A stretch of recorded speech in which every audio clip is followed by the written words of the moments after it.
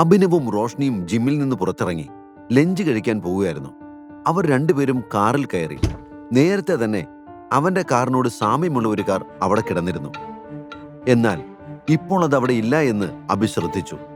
എന്നാൽ അല്പം ദൂരെ മറ്റൊരു കാറിൽ ഒരാൾ ഇരിക്കുന്നതും തന്നെ തന്നെ നോക്കുന്നതും അഭി കണ്ടു. അയാളുടെ ഡാഷ്ബോർഡിൽ ഒരു ക്യാമറ വെച്ചിരിക്കുന്നത് അവൻ ശ്രദ്ധിച്ചു. ലെറ്റ്സ് ഗോ, സീറ്റ് ബെൽറ്റ് ഇട്ടുകൊണ്ട് റോഷ്നി പറഞ്ഞു. തന്നെ നോക്കിയിരിക്കുന്ന അയാൾ ആരായിരിക്കും?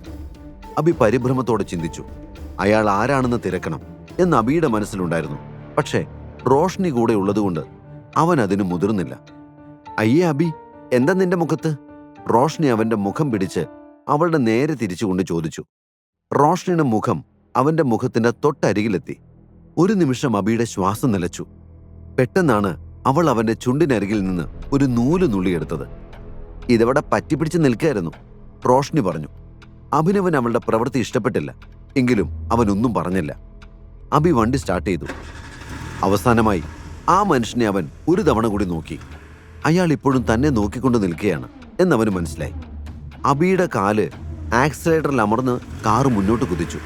അത് പാർക്കിംഗ് ലോട്ടിൽ നിന്ന് പുറത്തേക്ക് കടന്നു. അവിടെ ഉണ്ടായിരുന്നയാൾ തൻ്റെ കാറിനെ ഫോളോ ചെയ്യുന്നുണ്ടോ എന്ന് അഭി ഇടയ്ക്കിടയ്ക്ക് ശ്രദ്ധിച്ചിരുന്നു. പക്ഷേ അങ്ങനെയൊന്നും കണ്ടില്ല. എന്നിരുന്നാലും മറ്റേതെങ്കിലും അപകടം സംഭവിക്കുന്നതിന് മുൻപ് തന്നെ റോഷ്നിയെ സേഫായി വീട്ടിൽ തിരികെ എത്തിക്കാൻ അഭിനവ് തീരുമാനിച്ചു. ആ റെസ്റ്റോറൻറ്റിൽ പോകാം അഭി, റോഷ്നി പെട്ടെന്ന് റോഡ് സൈഡിലുള്ള ഒരു റെസ്റ്റോറൻറ്റ് ചൂണ്ടിക്കാണിച്ചുകൊണ്ട് പറഞ്ഞു. അപ്പോഴാണ് അവൾ അഭിയുടെ മുഖം ശ്രദ്ധിക്കുന്നത്. അവൻ്റെ മുഖത്ത് പതിവിലുമധികം ഗൗരവമുണ്ടെന്ന് അവൾക്ക് മനസ്സിലായി. അവൾ അഭിയെ തന്നെ നോക്കി. അപ്പോഴാണ് അഭിയും അത് ശ്രദ്ധിക്കുന്നത്. പെട്ടെന്ന് അവൻ മുഖത്തെ ഗൗരവം മാറ്റി അവളോട് ചിരിച്ചു. എന്താടോ, താനെന്നെ നോക്കി പകൽക്കിനാവ് കാണുകയാണോ? എന്തോ കാര്യമായിട്ട് ചിന്തിക്കുന്നുണ്ടല്ലോ, അഭി ചോദിച്ചു. നീ പറഞ്ഞത് കറക്റ്റാണ് അഭി. ഇപ്പൊ നീയാണല്ലോ എനിക്ക് ലഞ്ച് വാങ്ങിത്തരാൻ പോകുന്നത്. അങ്ങനെ എപ്പോഴും ഓസിക്ക് വാങ്ങി ഫുഡ് കഴിച്ചാൽ ദഹിക്കുമെന്ന് ആലോചിക്കുകയായിരുന്നു, റോഷ്നി ചിരിച്ചുകൊണ്ട് പറഞ്ഞു. ദഹിച്ചില്ലെങ്കിൽ ബില്ലിന്റെ തുക ഉടനെ എനിക്ക് ട്രാൻസ്ഫർ ചെയ്ത് തന്നാൽ മതി, അപ്പൊ ദഹിച്ചോളൂ. റോഷ്നിയുടെ വാക്കുകൾ കേട്ട് അഭിനവ് ചിരിച്ചുകൊണ്ട് പറഞ്ഞു. അവൻ അവൾ പറഞ്ഞ റെസ്റ്റോറൻറ്റിന് സമീപം കാറ് നിർത്തി. ഭക്ഷണം കഴിഞ്ഞ് അഭിനവ് റോഷ്നിയുടെ വീട്ടിൽ കൊണ്ടുവിട്ടു. അപ്പോഴേക്കും സന്ധ്യ ആവാറായിരുന്നു. ഇനിയിപ്പോ കമ്പനിയിൽ പോകണ്ട, വീട്ടിൽ പോയി ഒന്ന് നന്നായി ഉറങ്ങാന്ന് അവൻ തീരുമാനിച്ചു. കാരണം ഇത്രയും ദിവസങ്ങൾക്ക് ശേഷം വ്യായാമം ചെയ്തതിനാൽ അവന്റെ ശരീരം വേദനിക്കുന്നുണ്ടായിരുന്നു. മേനോൻ ഫാമിലിയുടെ അകത്തേക്ക് കയറിയപ്പോൾ അവിടെ ആരുമില്ലെന്ന് അഭിനവ് കണ്ടു. പ്രോട്ടോൺ പബ്ലിഷേഴ്സ് കേദാർ ഗ്രൂപ്പുമായുള്ള കരാർ റദ്ദാക്കിയതിനാൽ മുഴുവൻ കുടുംബവും ആ ഷോക്കിൽ വീട്ടിലേക്ക് പോലും വരാതെ അവരുടെ കമ്പനി ഓഫീസിൽ ഇരിക്കുകയാണെന്ന് അവന് മനസ്സിലായി. ഇതുപോലുള്ള ഒരു വലിയ ഫാമിലി തന്നെപ്പോലുള്ള ഒരു മൾട്ടി ബില്യണയർക്ക് എത്ര എളുപ്പത്തിൽ തകർക്കാൻ കഴിയുമെന്നതിനെക്കുറിച്ചാണ് അവൻ ചിന്തിച്ചത്. വെറുമൊരു ഫോൺ കോൾ മാത്രം മതി. ഇത്രക്കാരുടെ തലയിലെഴുത്ത് തന്നെ തനിക്ക് മാറ്റാൻ കഴിയും. എങ്കിലും ഇപ്പോൾ അവരെല്ലാവരും അനുഭവിക്കുന്ന വിഷമം ഓർത്തപ്പോൾ അവന് ചെറിയൊരു കുറ്റബോധം തോന്നി. പക്ഷേ അഹങ്കാരികൾ മാത്രമുള്ള ഇതുപോലൊരു കുടുംബത്തിന് ഇത്തരമൊരു പാഠം ആവശ്യമാണെന്നും അവൻ ചിന്തിച്ചു. കിടപ്പുമുറിയിലെത്തിയ ഉടനെ അവൻ ഉറങ്ങിപ്പോയി. പിന്നെ 12 മണിക്കൂർ കഴിഞ്ഞ് അടുത്ത ദിവസം രാവിലെയാണ് ഉണർന്നത്. കണ്ണു തുറന്നപ്പോൾ മേക്കപ്പ് ചെയ്യുന്ന അനന്യയാണ് അവൻ കണ്ടത്. ഗുഡ് മോർണിംഗ് വൈഫി, അഭിനവ് പതുക്കെ പറഞ്ഞു. അനന്യ കണ്ണാടിയിലൂടെ അവനെ നോക്കി. ഒരു കാര്യം അറിഞ്ഞാൽ കൊള്ളാന്നുണ്ട്. നീ ഇപ്പൊ എവിടെയാ ജോലി ചെയ്യുന്നത്? ഏത് പൊസിഷനിലാണ്? അനന്യ ചോദിച്ചു. ഇമേജിംഗ് സെക്യൂരിറ്റീസ്, ഇതാണ് ഞാൻ ജോലി ചെയ്യുന്ന കമ്പനിയുടെ പേര്. അവിടെ ജനറൽ മാനേജറായിട്ടാണ് ഞാൻ ജോലി ചെയ്യുന്നത്. ഇത് ഞാൻ മുമ്പ് പറഞ്ഞിട്ടുണ്ടല്ലോ, അഭി പറഞ്ഞു. അനന്യ അവന്റെ അരികിലേക്ക് ചെന്നു. സത്യം പറ, ആ വിക്രം സാറിനെ മണിയടിച്ച് നേടിയതല്ലേ ഈ കമ്പനിയിലെ ജനറൽ മാനേജർ സ്ഥാനം? അല്ലാതെ അങ്ങനെ ഒരു പൊസിഷനിലിരിക്കാൻ മാത്രം നിനക്ക് എന്ത് യോഗ്യതയുള്ളത്? അനന്യ പരിഹാസത്തോടെ പറഞ്ഞു. രാവിലെ തന്നെ ആളുകളോട് വായിൽ തോന്നുന്നത് വിളിച്ചു പറയാൻ നിൽക്കാതെ നിനക്കെന്തെങ്കിലും ജോലിയുണ്ടെങ്കിൽ അത് ചെയ്യാൻ നോക്ക്. അഥവാ ഇനി എന്തെങ്കിലും പറയാൻ നാവ് ധരിക്കുന്നുണ്ടെങ്കിൽ വല്ല നാമവും ജപിക്കേ. അത്രയെങ്കിലും ദൈവാനുഗ്രഹം കിട്ടട്ടെ, അഭി ദേഷ്യത്തോടെ പറഞ്ഞുകൊണ്ട് ടവലുമെടുത്ത് കുളിക്കാനായി കയറി. കുറച്ച് സമയത്തിന് ശേഷം കുളി കഴിഞ്ഞ് പുറത്തിറങ്ങിയപ്പോൾ അനന്യ അവിടെ ഇല്ലായിരുന്നു. അവൻ വേഗം വസ്ത്രം ധരിച്ച് പുറത്തിറങ്ങി. മേനോൻ ഫാമിലിയിലെ എല്ലാവരും ചേർന്ന് പ്രഭാത ഭക്ഷണം കഴിക്കായിരുന്നു. അഭിയും ആ കുടുംബത്തോടൊപ്പം ഡൈനിങ് ടേബിളിൽ ഭക്ഷണം കഴിക്കാനായിരുന്നു. അഭി അവരുടെ അടുത്ത് കസേരയിൽ ഇരുന്നപ്പോൾ അവർ സംസാരിക്കുന്നത് പകുതിക്ക് വെച്ച് നിർത്തി. ആ കുടുംബത്തിൽ അവർ പ്രധാനപ്പെട്ട കാര്യങ്ങളെല്ലാം ചർച്ച ചെയ്യുന്നത് ഇതുപോലെ ഡൈനിങ് ടേബിളിൽ കൂടുമ്പോഴാണ്. എന്തായാലും ഇന്നത്തെ ഫാമിലികളിൽ നിന്ന് ഇല്ലാതായിക്കൊണ്ടിരിക്കുന്ന ഒരു പരിപാടിയാണ് ഒരുമിച്ചിരുന്ന് ഭക്ഷണം കഴിക്കുന്നത്. കേദാർ ഫാമിലി ഇപ്പോഴും അത് നിലനിർത്തുന്നത് നല്ല കാര്യമായി അഭിനവിന് തോന്നി. പക്ഷേ തന്നെ കണ്ടപ്പോൾ അവർ ചർച്ച നിർത്തി. ഇതിവരുടെ സ്ഥിരം സ്വഭാവമാണല്ലോ എന്നവൻ ഓർത്തു. ഇനിയിപ്പോ തുടങ്ങും ഓരോരുത്തരായി ചൊറിയാൻ. വന്ന് തനിക്കിപ്പോ ആ ചൊറിയൽ കേൾക്കാതെ ജീവിക്കാൻ പറ്റില്ലെന്നായിട്ടുണ്ട്. അഭി ചിന്തിച്ചു. മുത്തച്ഛ, ഞാൻ ഇന്ന് പ്രോട്ടോൺ പബ്ലിഷേഴ്സിന്റെ ഓഫീസിൽ പോകുന്നുണ്ട്. എന്തുകൊണ്ടാണ് അവർ ഈ കരാറിൽ നിന്ന് പിന്മാറിയതെന്ന് നമുക്കറിയണ്ടേ?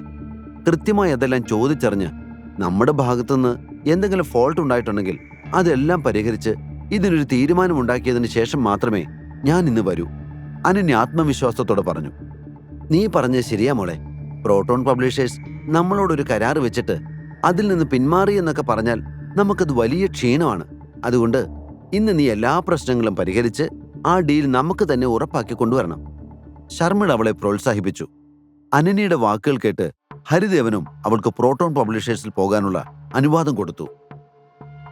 ശരി, അവരെ ബോധ്യപ്പെടുത്താൻ പരമാവധി ശ്രമിക്കുക. നമുക്ക് കിട്ടുന്ന ലാസ്റ്റ് ചാൻസ് ആണിതെന്ന കാര്യം മറക്കരുത്. ഹരിദേവന്റെ വാക്കുകൾ കേട്ട് അനന്യ തലയാട്ടി. എങ്ങനെയെങ്കിലും ഇന്ന് പ്രോട്ടോണുമായി കരാർ ഉറപ്പിക്കണമെന്ന് അവൾ ആഗ്രഹിച്ചു. ടേബിളിൽ വീണ്ടും നിശബ്ദത പരന്നപ്പോൾ അഭിനവന്റെ അഭിപ്രായം കേൾക്കാൻ ഹരിദേവൻ ആഗ്രഹിച്ചു. ഇതുപോലുള്ള സന്ദർഭങ്ങളിൽ പലപ്പോഴും വളരെ മെച്ചപ്പെട്ട തീരുമാനങ്ങളാണ് അവൻ പറയാറുള്ളതെന്ന് അയാൾ ചിന്തിച്ചു. പിന്നെയാണ് ഹരിദേവൻ മറ്റൊരു കാര്യം ഓർത്തത്. ചർച്ച അവസാനിക്കാറായപ്പോഴാണ് അഭിനവ് ടേബിളിലെത്തിയത്. അതുകൊണ്ട് എന്തിനെക്കുറിച്ചായിരുന്നു ഇവിടെ ചർച്ച എന്നത് അവൻ കേട്ട് കാണില്ല. അതിനാൽ അയാൾ അവനോടൊന്നും ചോദിച്ചില്ല. പക്ഷെ അവനാണ് ആ കുടുംബത്തിലെ ഓരോ സ്പന്ദനങ്ങളും ഇപ്പോൾ നിയന്ത്രിക്കുന്നതെന്ന് അയാൾക്കെന്നല്ല, അവിടെയുള്ള ആർക്കും അറിയില്ല. ബ്രേക്ക്ഫാസ്റ്റ് കഴിഞ്ഞ് ഓരോരുത്തരായി എഴുന്നേറ്റ് അവരവരുടെ ജോലി ചെയ്യാൻ പോയി. അഭിയും തന്റെ കാറിൽ കയറി ഓഫീസിലേക്ക് തിരിച്ചു. ഓഫീസിലേക്ക് ഡ്രൈവ് ചെയ്യുന്നതിനിടയിൽ അഭിനവ് റാണിയെ വിളിച്ചു. അവൾ ഒരു സെക്കൻഡിനുള്ളിൽ ഫോൺ എടുത്തു. ഗുഡ് മോർണിംഗ് സാർ, അവൾ വളരെ വിനയത്തോടെ പറഞ്ഞു. മോർണിംഗ്. ഇന്ന് പ്രോട്ടോന്റെ ഓഫീസിൽ അനന്യ മേനോൻ കേദാർ ഗ്രൂപ്പിന്റെ പ്രതിനിധിയായി കരാറിനെക്കുറിച്ച് സംസാരിക്കാൻ വരുന്നുണ്ട്. നമ്മൾ വയ്ക്കുന്ന നിബന്ധനയ്ക്ക് അവൾ തയ്യാറാണെങ്കിൽ ആ കരാർ ഉറപ്പിക്കുക. അഭിനവ് ഉത്തരവിട്ടു. എന്ത് നിബന്ധനയാണ് സാർ? റാണി അല്പം അത്ഭുതത്തോടെ ചോദിച്ചു. ആദ്യം അവളുടെ സംസാരത്തിൽ ഇംപ്രസ് ആയതുപോലെ അഭിനയിക്കുക. എന്നിട്ട് ടൈഗറിനെ അറിയിച്ച ശേഷം പറയാന്ന് പറയുക. അല്പസമയം അവളെ വെയിറ്റ് ചെയ്യിപ്പിച്ചിട്ട് മുഴുവൻ ഡീലിലും അനന്യ മേനോൻ ചുമതലക്കാരിയാവുകയാണെങ്കിൽ മാത്രമേ കരാർ ഉറപ്പിക്കാനാകൂ എന്ന് പറയുക. സൗരവ് മേനോനെപ്പരെ ഉള്ളവരുമായി കരാറിൽ ഏർപ്പെടാൻ ടൈഗറിന് താല്പര്യമില്ല എന്നും അറിയിച്ചേക്ക്. അനന്യയ്ക്കും നമ്മുടെ കമ്പനിക്കും ഇടയിൽ മൂന്നാമതൊരു വ്യക്തി വരാൻ പാടില്ല. ഇതാണ് നിബന്ധന, മനസ്സിലായോ? ടൈഗർ ചോദിച്ചു. തിരികെ ഒന്നും പറയാതെ തന്നെ റാണിയെല്ലാം സമ്മതിച്ചു. കരാർ 5 വർഷത്തേക്കാണ്. അവസാനം വരെ ചുമതലക്കാരി അനന്യ മേനോനായിരിക്കണം. അവരുടെ മുന്നിൽ ഈ വിവരങ്ങളെല്ലാം വ്യക്തമായി അവതരിപ്പിക്കണം. അഭിനവ് കർശനമായി പറഞ്ഞു. റാണി അവന്റെ എല്ലാ വാക്കുകൾക്കും തലയാട്ടി സമ്മതിച്ചുകൊണ്ടിരുന്നു. നോ പ്രോബ്ലം സാർ, ആ ഇന്ററാക്ഷൻ പൂർണ്ണമായും ട്രാൻസ്പെറന്റ് ആയിരിക്കും, റാണി പറഞ്ഞു. ഗുഡ്.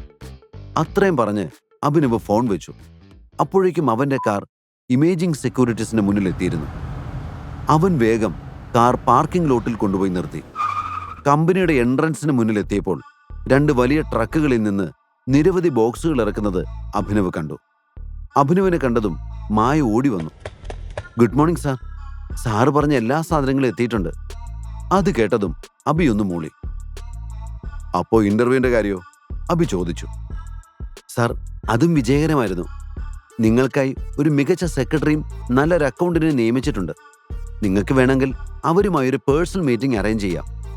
മുഖത്ത് നേരിയ പുഞ്ചിരിയോടെ മായ പറഞ്ഞു.